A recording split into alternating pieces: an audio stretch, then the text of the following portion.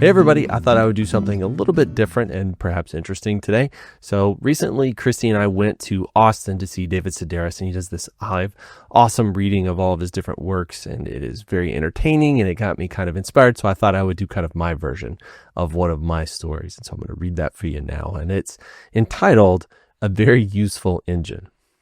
Here we go. Let me know if you like this or not. We can maybe never do this again, but let's see.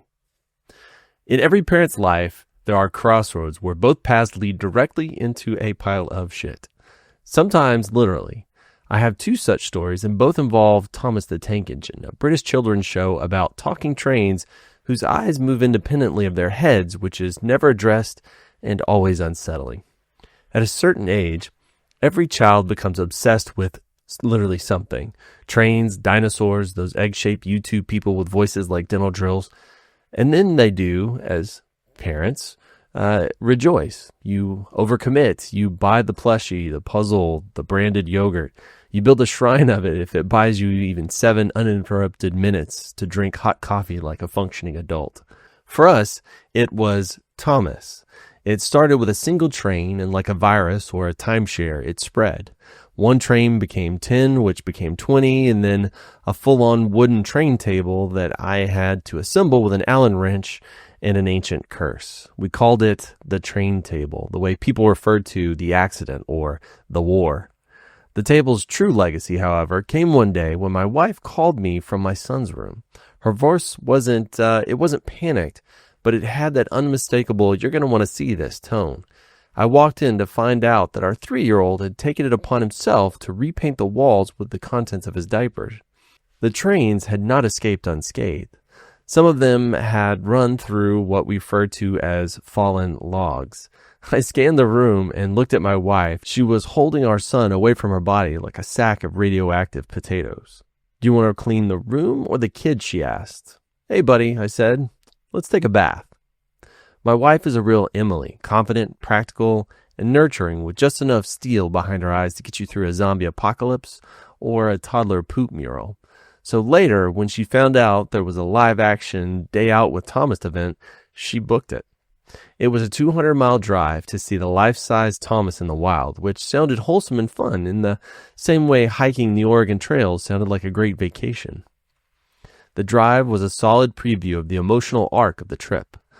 Our 1-year-old screamed for 3.5 hours straight. Rain beat down like we'd offended a weather god, and by the time we pulled into the hotel, I had a claw for a hand and a permanent hunch. Christy opened the car door, and the baby, of course, instantly stopped crying. The next day, it was still raining. Thomas loomed out of the fog like a cheerful specter of disappointment, with his face fixed in a deranged moon smile. We boarded, we sat, we started moving backwards. My 3-year-old, Gavin, stared out the window and asked, "When do we get to see Thomas?" "Buddy," I said gently, "we're on him right now." He looked confused, but in the way that a dog looks at a ceiling fan, accepting, but disturbed. After 15 minutes of retreating into the mist, the train reversed course and came back. The great Thomas experience was, in essence, a loop, a cold, wet, vaguely humiliating loop. The commemorative photo captures it perfectly. Griffin crying, Gavin bewildered, standing in front of this fake, real train. On the way home, I stopped for earplugs, foolishly hoping to dull the sound of reality, but naturally, the baby slept like a cherub the whole way back. About an hour from home, Gavin whispered the words no parent wants to hear at highway speed. "I need to go poop." If you've ever road tripped with a toddler, you know this is not a request, it's a countdown. We pulled into the first place we saw, a former gas station turned convenience store that had long since given up the convenience part. Christy volunteered to take him while I stayed in the car with the sleeping baby. She came back in 2 minutes flat. I watched her strap Gavin into his car seat, toss the diaper bag in, and get in with a quiet determined, "Let's go." "What happened?" I asked, knowing that she hadn't spent enough time in the store for the task at hand. With a mother's determination, she explained that upon entering the store, she encountered 2 women, one behind the counter, one in front, both actively chain-smoking like they were auditioning for a noir film. Christy asked if there was a bathroom. The woman behind the counter replied, "Not for customers." Christy explained that our 3-year-old needed to go. "We don't have public bathrooms," the woman repeated. This woman was what Thomas fans call a diesel, rude, unhelpful, and definitely a smoker.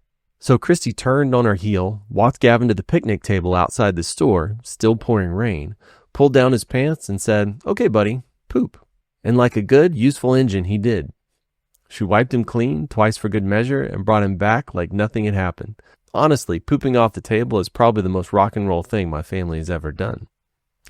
In that moment, I felt like Sir Topham had himself, smug, proud, and entirely surrounded by very useful engines.